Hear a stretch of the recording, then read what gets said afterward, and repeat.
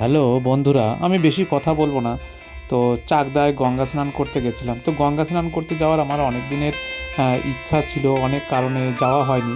যেমন আমার আলাদা কিন্তু আরেকটি ইউটিউব চ্যানেল আছে, সনাতনী কথা সত্য কথা। সেখানে শুধু ধর্মীয় তত্ত্বকথা আপলোড করি। কিন্তু আহ, এই চ্যানেলটার নাম এটাই কারণে বললাম যে আমার একটা সময় ছিল যে সময় আমি ইউটিউব থেকে প্রথম আমি ওই সনাতনী কথা সত্য কথা চ্যানেলের থেকে টাকা পাবো, তখন আমি গঙ্গা স্নানে আসবো। তো গঙ্গা স্নানে আসা হয়নি, তো এইবার গঙ্গা স্নানে এলাম। শুধু গঙ্গা স্নানে যে তার জন্য এলাম তা নয়, এর মধ্যে আরেকটি কথা আছে।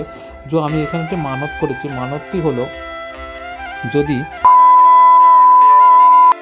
সাইকেলে আমি ভারত তীর্থ ভ্রমণ করব, আর এই কারণেই কিন্তু আমি মানতটা করেছি গঙ্গার জলে এসে।